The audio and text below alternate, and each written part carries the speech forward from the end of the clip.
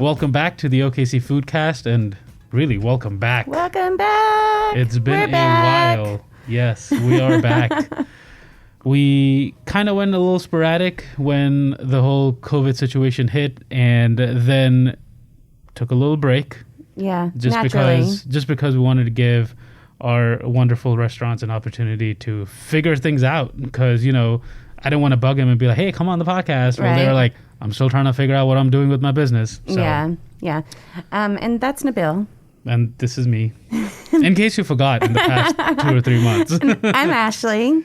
And we're so excited to be back. And we missed talking to you guys quite a bit.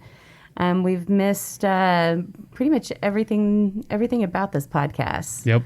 But we are super lucky to start things back up with a bang. We have with us Shelby Sieg, and she's actually a returning guest. So welcome, Shelby. Thanks for having me back.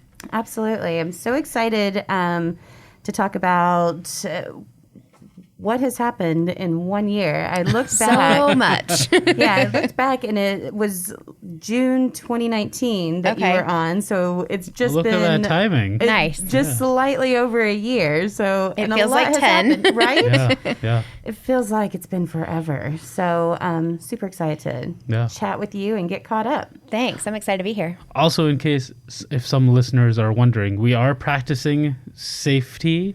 So we're all masked up in case we sound a little muffled. A little muffled. We are all masked up. Yeah, we're trying. I'm trying hard to compensate for the mask. So. But let's not break tradition. Let's start with the favorite thing we ate this week. All right. Who wants to go first? This is all. I guess we're not breaking tradition because this is always the question. Who wants to go first? All right, I'll go first. All right. My favorite thing that I ate this week was something that I actually made yesterday. Okay. And I'd bought these wings a while ago and stuck them in the freezer because I just didn't have time to make them. Mm-hmm. Pulled them out, actually made them. I marinated them with kind of like you would fried chicken. So I did it with buttermilk and some herbs and spices, and obviously a little bit of spice because that's what I like. And their wings. I feel like you gotta have some spice.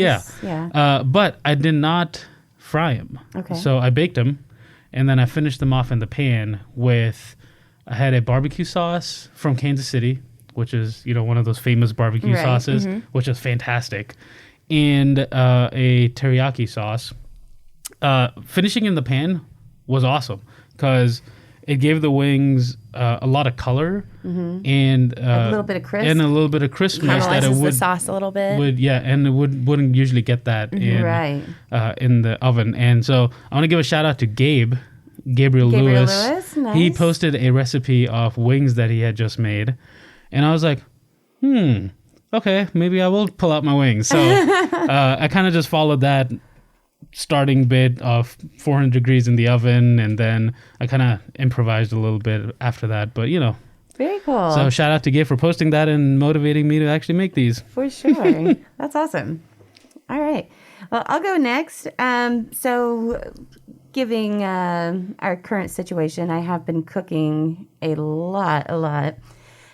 So on Sunday, I made, I had my mom and my stepdad came over, and I have been grilling a lot, and I feel really confident grilling like salmon, chicken, but something that I feel like I haven't not yet conquered is steaks.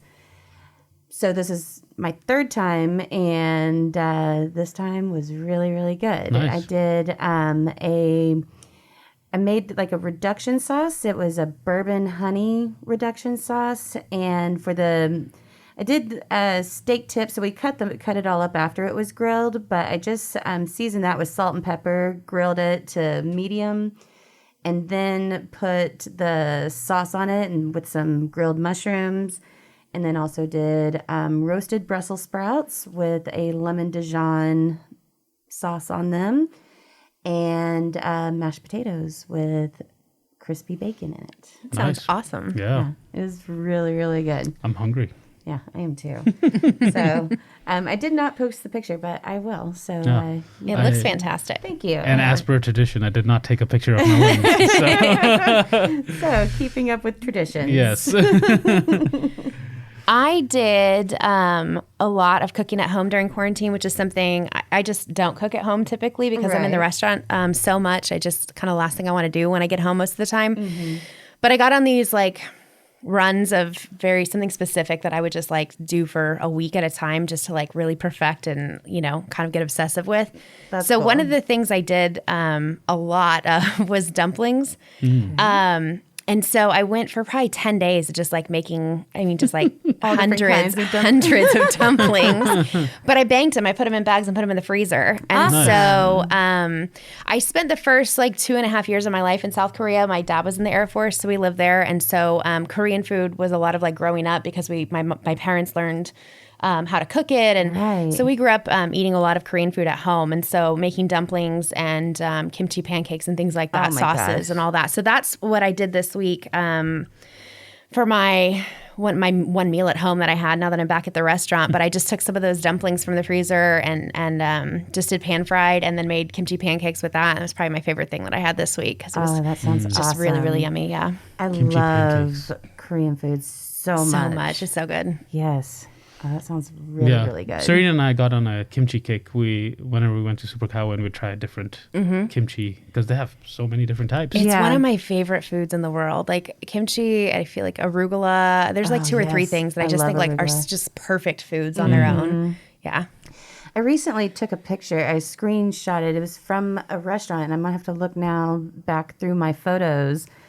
That it was photos of kimchi pancakes, and I've never had that before, and I was like, oh my God, that sounds so good. I got obsessive when I lived in New York because I worked in an Italian restaurant, but a lot of the cooks we had were on visas from South Korea, and so like our family meal a lot of times would be, they would make kimchi from scratch, like fermented and everything for a couple of months in the walk-in and all that, and then, we would make kimchi pancakes or, sometimes different Korean style ramen or things like that for family meal. We would get like such good food, but I got obsessed with those kimchi pancakes at that point. Oh, that sounds so good. I was just scrolling through my pictures. I have way too many pictures to see where did I see these kimchi pancakes at, but I have to try that. They're so good. Savory pancakes They're so are good. so good. Yeah.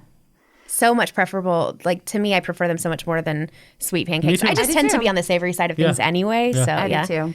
I agree. Yeah. Like whenever I go to brunch, the sweet stuff always looks so good. My favorite thing to do really is get a sweet item as an appetizer for everybody to share and then get a savory item for your main meal. Yeah. That's my favorite thing to do because they always look so good, but I don't want that for my main meal. Yeah. After I just want a couple bites. 1 or 2 bites, you're good. Yeah, exactly. I agree.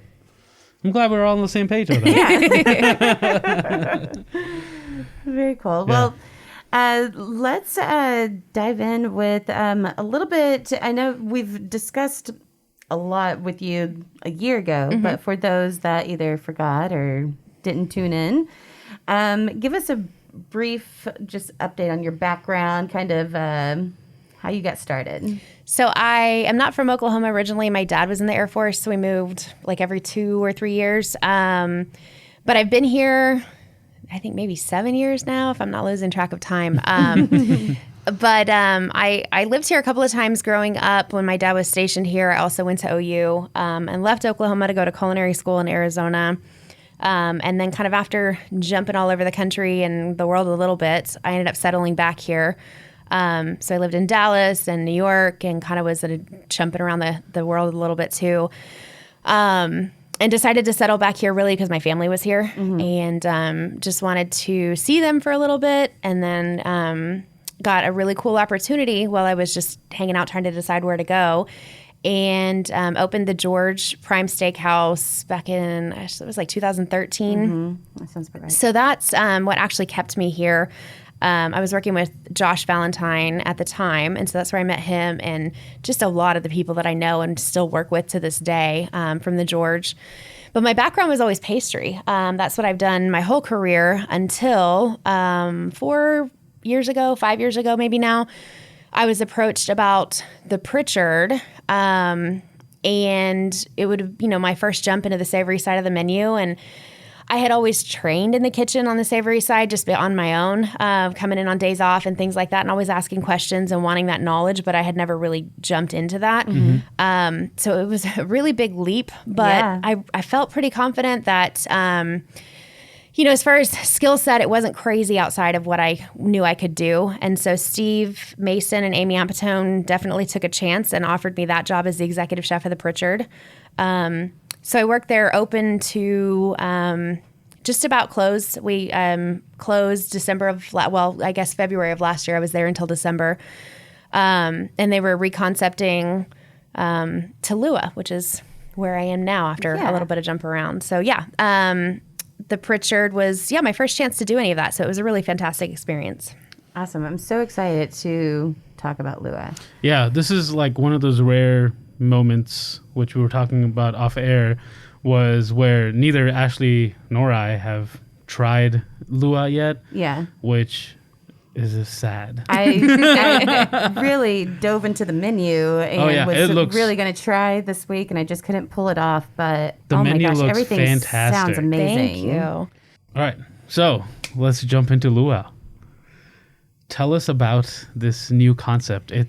Sounds really cool. If no one's heard of this, it's a Mediterranean tapas concept in the Plaza District where the Pritchard used to be. It took over Pritchard's spot. Yeah, same space as the Pritchard. Yeah. It's Lua Mediterranean and Bottle Shop now that we legally are allowed to sell to-go alcohol in this state. It's amazing. We decided to pivot, and also, we had all this fantastic wine that was really this curated, amazing wine list that's really accessible and inexpensive, but also interesting and not, your everyday run-of-the-mill stuff. Right. So we decided to pivot and do the bottle shop part of that as well, and really focus on selling to-go bottles. But the Mediterranean part of it is just, for me, is kind of like letting people know that Mediterranean is more than just Greek food.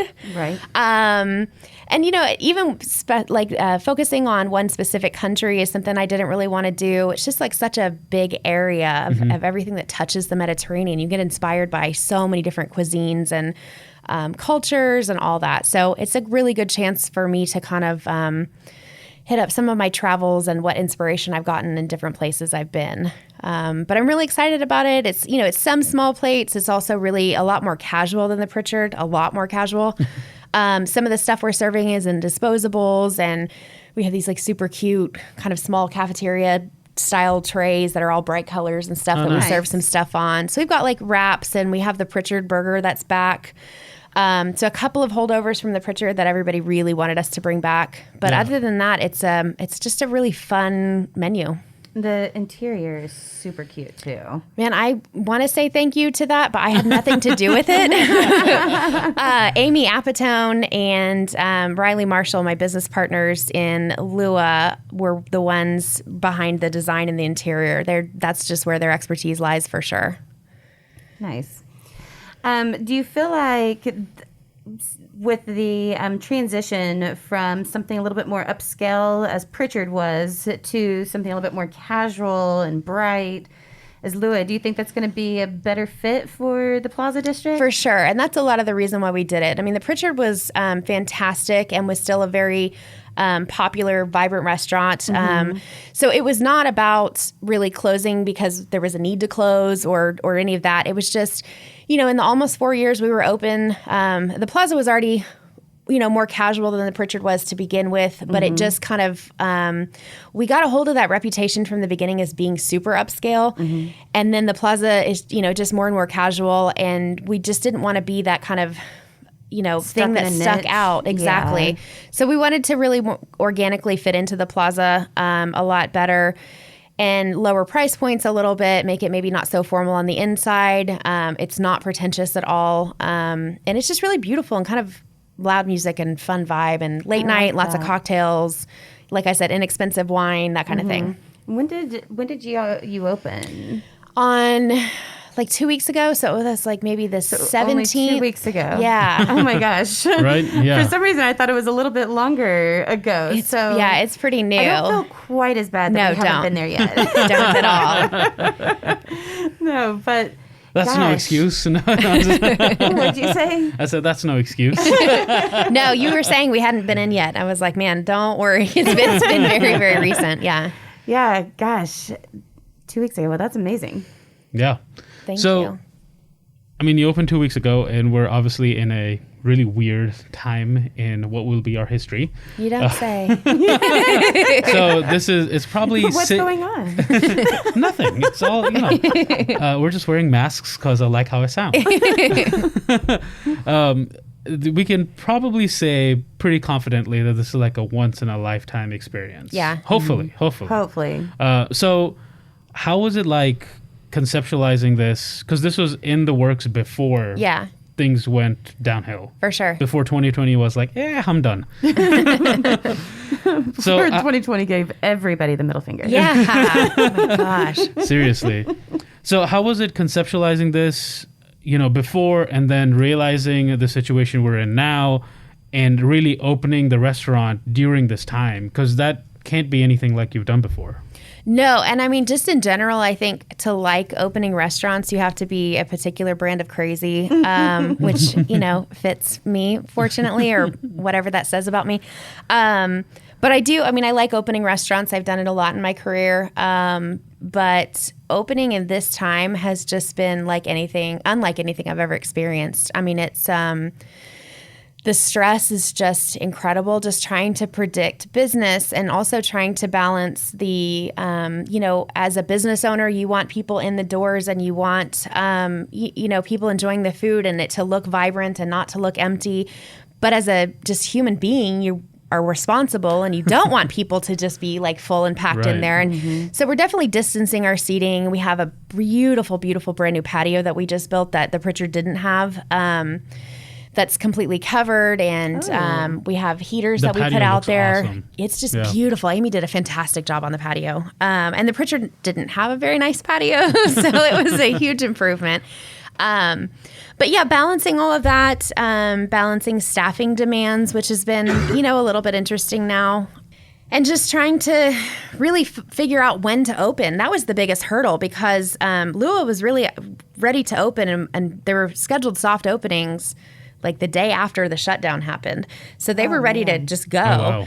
And then the shutdown happened. So it was like, okay, well, obviously we're not going to open right now. Right. And so we went, we paused a little bit and we did a lot of to-go food and like to-go bottle shop and really focused on that part. But I mean, there was several times that we planned on, okay, we're going to open on this day, so let's gear up. And then that day would get closer, and it was just like, it's not the time yet. We just can't do this right now. Yeah.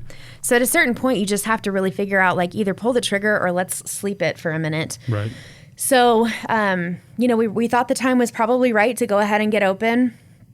And also having a responsibility of the people that we do have employed. We wanted to be able to keep them on staff and have something for them to come to. Even, unemployment was available for people. And so even if we didn't have something to pay them, they would have had something to fall back on. But at the same time, having something to go to every day just for your own mental health, Absolutely. Yeah. So there was a lot of that, of balancing back and forth, and just the level of responsibility just normally that you have of having people on payroll and knowing that, this business is everything to you, but you're also, it's people's livelihoods. Exactly. That was just intensified so much with all this going on. So there's just a lot more stress.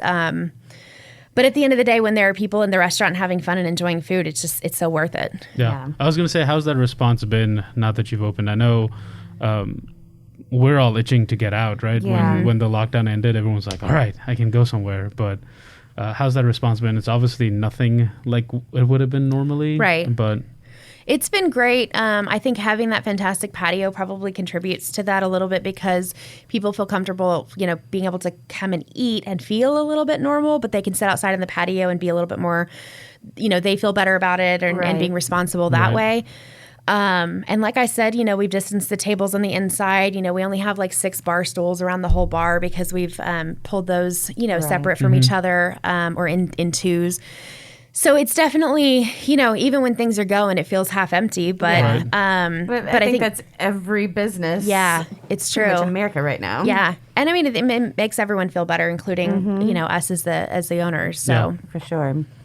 So let's change gears a little bit and talk about Lua's menu. Like I said, I really studied that menu.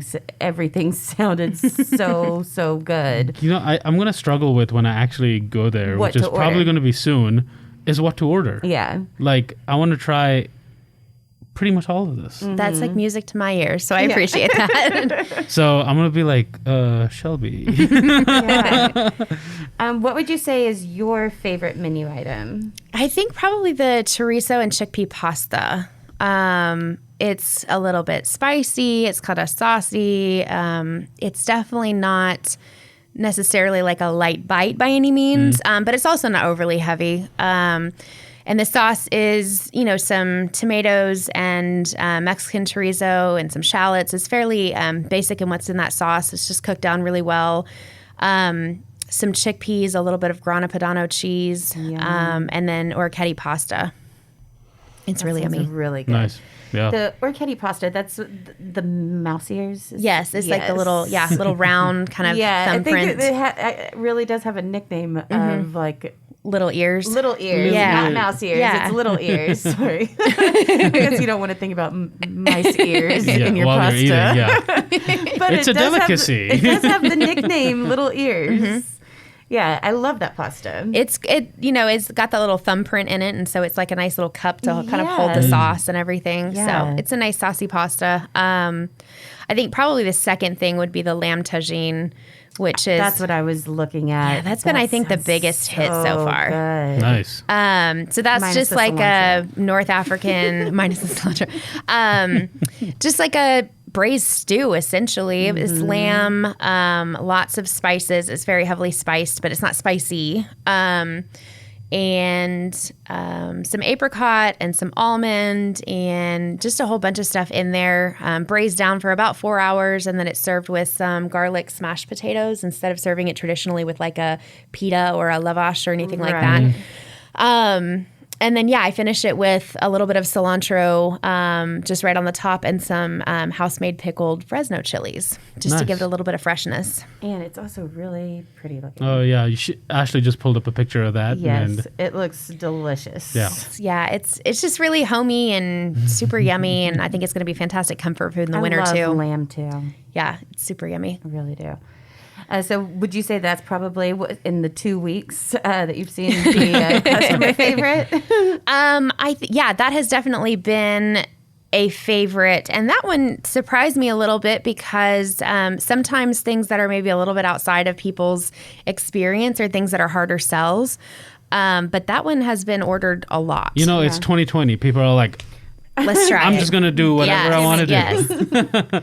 Have you seen the tapas side of things be more accepted by people? Because I know we don't have a lot of tapas places here. So has that been an easy acceptance by people of sharing small plates? Although right now is probably not the best time to share small plates. But, have people accepted that idea, or do you see more people just refer back to the bigger plates? I think it's really because of what you just said, because people aren't really sharing a bunch of food right now. Right. Because toward the last year of the Pritchard, people really caught on to that, and they were very, very into the tapas and the sharing small plates and things, because that was a labor of love at the Pritchard of trying to get people to understand how to order that. Yeah. In that style. And so they're doing it a little bit at Lua, but everyone's talking about like, oh, this would be a great thing. It's just, unless you're eating with your spouse or significant other, then you don't Right. really want to be sharing a lot of food. Even putting it on your own plate, that kind of thing. And so people are tending to get kind of their own thing. Yeah. But Now that's understandable. Yeah. But I guarantee it comes back. Oh, I think so. 100%. I think so for Yeah. sure. Absolutely. I love tapas. It's like my favorite. Yeah. That's my favorite way to eat, because that way I can try everything. Try a lot of different things. Exactly. Yeah. I love that so much. Yeah. So let's see. We've talked about the incredible patio. I can't wait for that. The cocktails. I noticed some really pretty cocktails. So you've got the bottle service, the bottle shop. Correct. But you guys also did a bit of a focus on cool cocktails too. Yeah, definitely some really cool, fun cocktails that are not super geeky. So it's not like things that people are like, I just don't even know what this is. Right. But they're just beautiful too. And we were making like all these beautiful garnishes in house, and there's just super tasty, very well balanced cocktails. And that was really the focus. It was like, okay, let's not make this like so over people's heads and these really. Where you're reading all the ingredients and you're nobody like, knows I don't know what in any it. of that is. Yeah, it's a lot. I mean, we're still making all of our syrups in house and all of our garnish, like I said, things like that for the drinks. And so they're still really thoughtfully done, but they're just really, really fun and super approachable. And we have things like fun names too, like Dude, Where's My Cardamom, and like Spice World, and some fun different drinks. That But yeah, always makes it that's a nice little touch to it. I remember from our last conversation, which was last year, the Pritchard, you were really focused on the cocktails as well, right? And giving everyone that freedom to experiment and come up with the cocktails and things like that. Yeah, that's really cool. I also noticed on the menu the olive oil cake. yes. The infamous olive oil cake. Tell us about that. And yeah, we haven't had a chance to talk about this yet. We haven't. So infamous because I last year was on Beat Bobby Flay on the Food Network, and I made olive oil cake, and I beat Bobby Flay. That's so Bam. cool. Yeah, it was a amazing. really fun experience, and we did a whole watch party at the Pritchard, back when we were allowed to do things like that. Have parties. Soon, Oh, hopefully. I hope.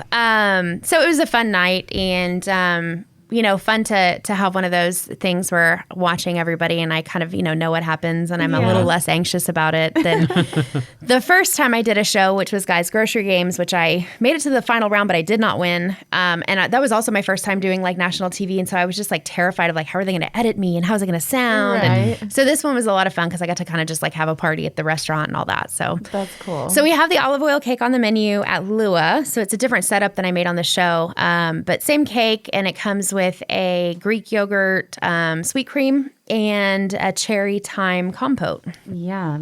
So for somebody that's never had olive oil cake, what would you compare it to? It's like a kind of a butter cake. If we're talking about something in the South, it's just really all of the fat, instead of being butter, is olive oil. So it's the same really like texture and density like that.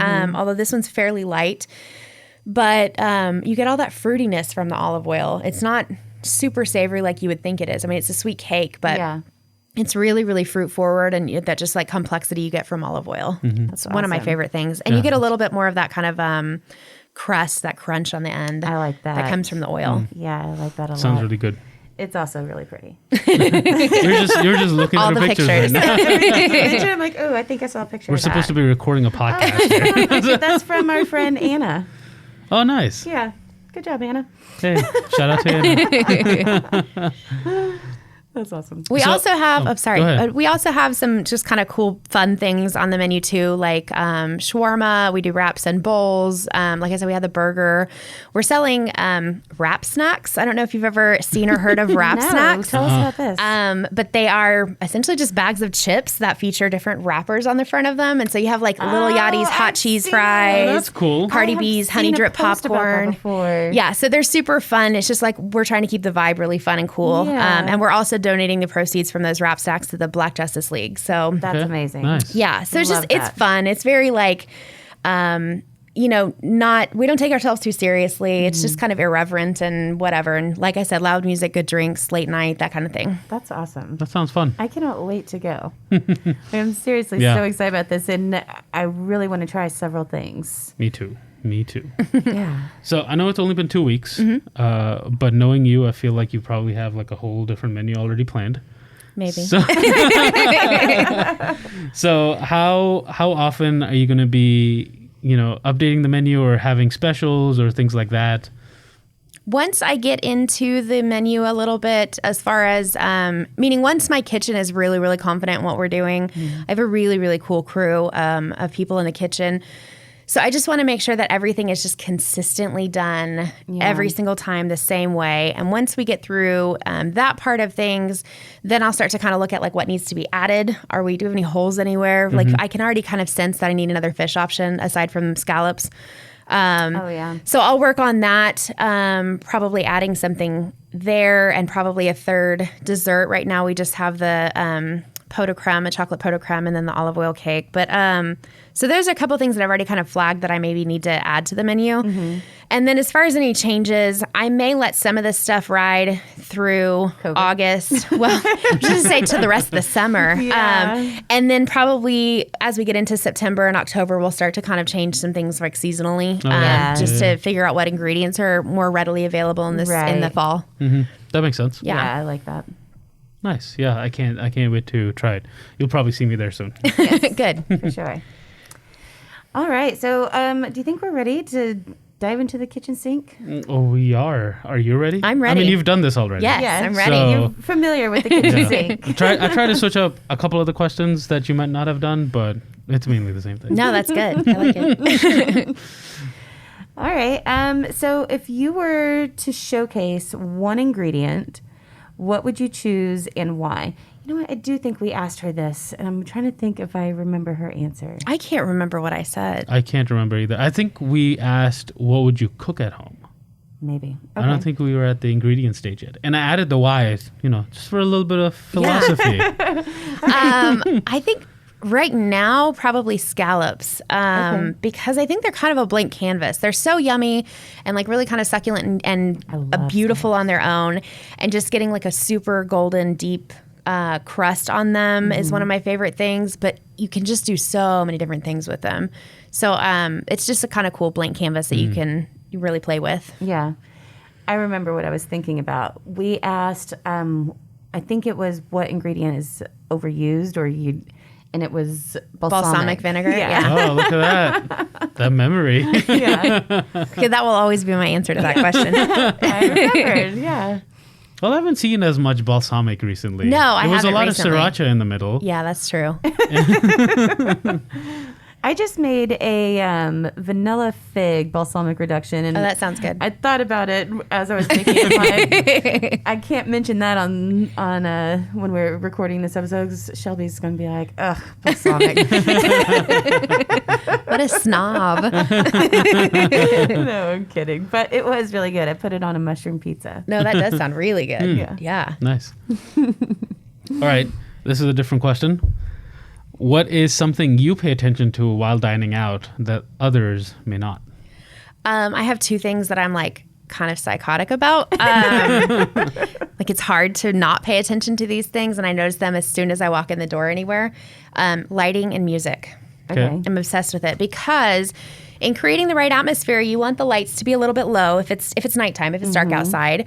Walking into a restaurant that's just like lit up like the middle of daytime is super kind of jarring when you're walking in from outside. Yeah. And it also doesn't create that really cozy atmosphere. If people feel really comfortable and cozy and they can be a little bit maybe anonymous at a table, they're going to spend more money. They're going to eat more, order more, drink more, have those fun conversations and not feel like they're just on stage. Yeah. And then the music plays a big part of that too, because, you don't necessarily need like super loud music all the time. Different restaurants have different vibes, but having it loud enough that people feel like they're comfortable having conversations above a whisper. Because if you're in a restaurant trying to whisper to the person across from you, it's so uncomfortable. Yeah.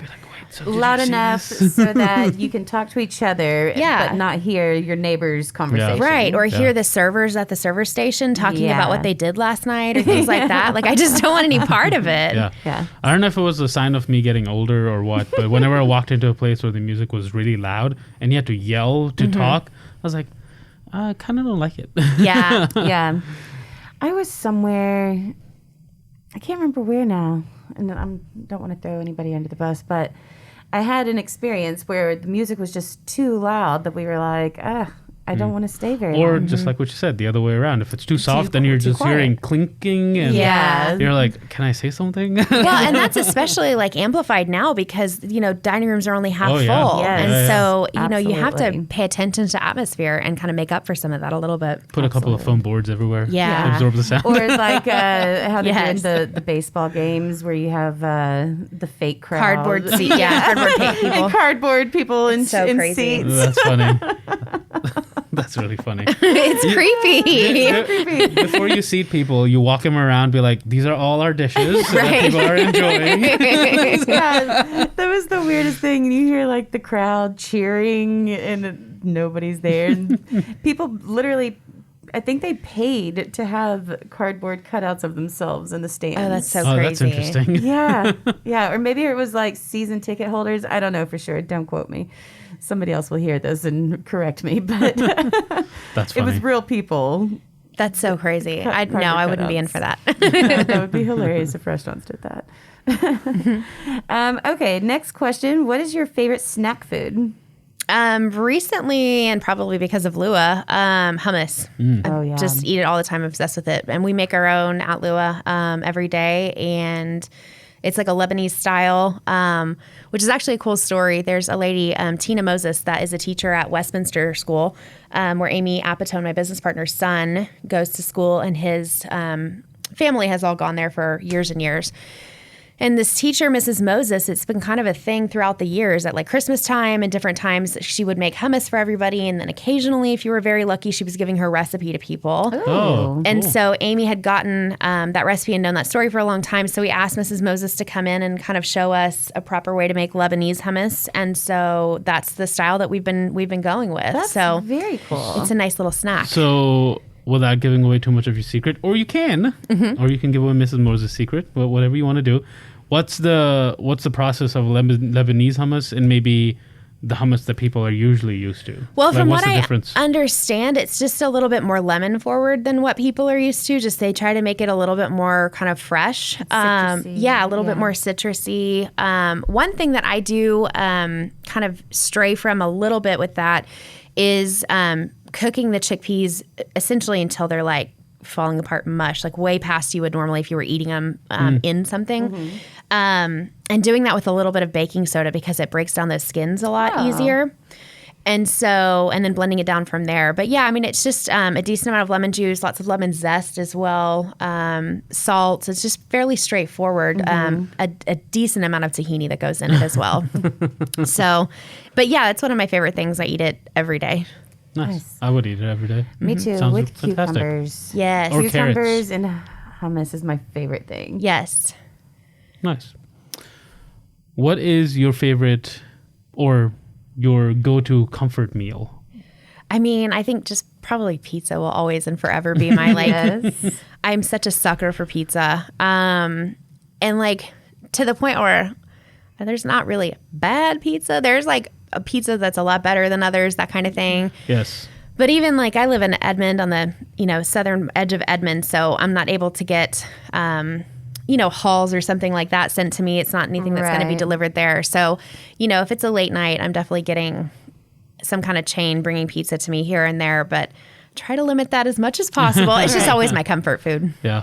I 100% agree. There's no bad pizza. There's good pizza. For sure. But there's no bad pizza. There's just better Right. pizza than Yeah. others. Yeah. What would you say is your favorite pizza place in OKC? Halls, definitely. Halls, I yeah. really like Halls a lot. I like the crust a lot. I've always been more of a sucker for kind of a Neapolitan style, like a thinner crust. And really, I judge pizza places like that in that style just by margarita. If you if you We've mess up said that margarita, before. then you just aren't gonna get me. So Yeah. Nabil and I have said that before, that if you are comparing places, yeah, Italian / pizza, get margaritas so you can have the same thing to Yeah, judge level everything. playing field, right? Yeah. it's like the bartender's trick of if you go to a cocktail bar and you're not sure if you should trust them to make something a little bit more skilled, bartenders will order a daiquiri because it's like 3 ingredients. And we're not talking about like a frozen, that kind of, but just like a true daiquiri.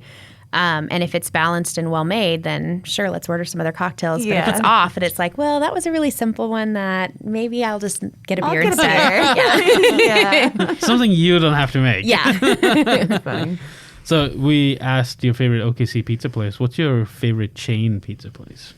Marco's. Okay. I really Yeah. like Marco's is Marco's, good. but really mainly the thin crust. I don't really ever get anything else than that. But yeah, I like their thin crust a lot. Nice. Thin crust is good. I feel like it just disappears too fast for me. Well, that is a problem. Yes. I'm like, where did it go? Yeah. it was That thin is a crust. problem. What are your favorite spots to get to go food besides Pizza. Pizza places. Taqueria Sanchez, I love. Have you guys been there? I have not. It's on 10th and, gosh, I want to say like Meridian, or maybe it's not quite that far, and I should have this information in front of me. But it's just a trailer. Is the taco truck? Yeah. On 10th? Yeah, I've been there. It's so good. It's so good. It was delicious. Yeah. It's so good. Yeah. See, there's no dine-in at all ever. It's just a trailer. Grab it, and they put it in styrofoam in a grocery bag, and there you go. There's like a picnic table out front, I think, or you can just take it home. But Cash only, right? Cash only. Yep. And they have just really amazing tacos. They have molitas, which are kind of like almost like quesadillas, but a lot of onion and cilantro and meat, and it's like 2 tortillas instead of a quesadilla is usually like just one folded over, that kind of thing. So barbacoa is good. They have really fantastic carne asada. So I love Sanchez a lot. And then the other place that I've been going recently is Patty Wagon Burgers. Oh yeah. Okay. So fantastic. That's a good burger. I've not been there either. That's You a good said burger. you have? I really like their bun that they use. I wonder if they're still using the same one. It's so fantastic. I love it. Too much. Me and my friend used to go there for lunch all the time. Like that was one of our places that we'd tell people, like, have you been to Patty Wagon? I only recently amazing. found out about it. Yeah. I don't know how, but it's probably in the last 6 months that my best friend told me about it. And that's been a thing. Yeah. Yeah. Where is it located? It's on 36th-ish in May. Yeah. Somewhere Okay. 36, 39, somewhere around Kind there. of out of my neighborhood. Yeah. Yeah. It's worth the trip. Okay. It's worth the trip. Good to know. Probably the toughest question. What is your favorite restaurant in OKC? Patrono. Was that your answer last I time think too? it probably was. I'm so boring. No, So it it's hasn't okay. changed, which It is hasn't good. changed, so Hasn't. they're still doing great. They Yeah. haven't Yeah. lost your vote. Yeah. No, Jonathan Krell is the executive chef there. He's so talented. I can't stand it. Makes me a little bit jealous, but he's such an incredible person. I'll let it slide. But I actually went there this past week, had a little date night there, and it was just so good. I had this grilled pork chop and polenta with it. My favorite thing on that menu is probably the carpaccio. Oh, I love carpaccio. Oh, his version of it is just ridiculous. How thinly it's cut, and there's like aioli that's on it, salted perfectly. Capers. No capers on this version. But he makes a really fantastic carbonara as well, if you're into pasta. There's I'm into all of it. Who's yeah. not into pasta? I mean, but yeah, that's definitely one of my favorites. I'm super fortunate right now that it's still open and operating as full dine-in right now. They're distancing as well. They also have curtains that they put up on the booths, so you feel like you're in your own little Nice. private area eating. So it makes it nice. Yeah. That is really nice. Have you been there? I have not. I haven't either. It It's sounds so really good. good. And I'm always looking for or thinking about like, ooh, I want good Italian tonight. So there was a lot of times where we tried to go there, but we weren't able to. So hopefully soon. Yeah. Because Patrona's been on my list for a long time. I've heard great things about it from a It's lot of so people. good. Yeah. And that's just been one of those places where it's like, it just hasn't worked out. Right. Well, we'll have to do a date night. Yeah. Oh, it's a fantastic date night spot. Yeah, let's do that. We recently had a great date night at Mahogany. We did. Yeah. Yeah. It was fantastic. Yeah. That was some good food. Yeah. All right. Well, I think that's going to wrap us up. Thank you so much, Shelby, for being on again. Thanks for having me. For sure. And we both cannot wait to try out Lua. Yes. I'm excited for you guys to come in. Soon. Yeah, very, very soon. And When you see an order come in with One of everything. that's me. Ashley, Nabil, are you here?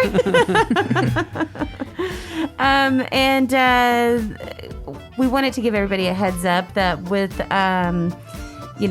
starting the podcast back up a little bit slower than what we're used to. I think we're gonna shoot for bi-weekly. So please be on the lookout for that. Yeah, so instead of a weekly episode, we'll go bi-weekly just to still bring you quality content. Yeah, for sure. And just be able to bring you quality content. So And if you know a chef or a restaurant that you feel like should absolutely be highlighted, interesting story, please email us at okcfoodcast@gmail.com. We would love to connect and highlight some new restaurants. Yeah, for sure. Or find us on social media at OKC Foodcast and send us a message. We're on that, checking and sending messages all the time. Yeah, Instagram and Facebook is where you can find us. And I also recently just heard Parlor is back open. Oh, yay. They were closed for a long time, Yeah, doing they were. curbside and things like that. And Mark actually texted me and he was like, "Hey, we're back open." So Oh, that's awesome. I was That's like, fantastic. that's great. So hopefully we'll get to see them soon as well. Yeah. So if you were missing your Parlor fix, you can go and grab that. Oh, and you know what? Something that was right towards the end before we stopped, we were about to have our 1-year anniversary party. I know. So once things, I think, get back to a little bit more normal and we can actually have a party. It might just be a party now, and then we might have a 2-year anniversary party. Yeah. We'll see when this see. situation kind of, Yeah. when 2020 is so gone, bummed that we'll literally get to it. the shutdown happened like the week of our party. Yeah. No, we decided to postpone the party, and then the shutdown happened. Yeah. And we're like, well, I guess it was going to get postponed anyway. Yeah. Because we agonized over that decision. Oh my gosh, so much. So that was a big bummer, but Yeah. happy to be back. Well, again, thanks, Shelby, and thank you, everyone, for listening. We're so happy to be back. And until next time, eat well and be happy.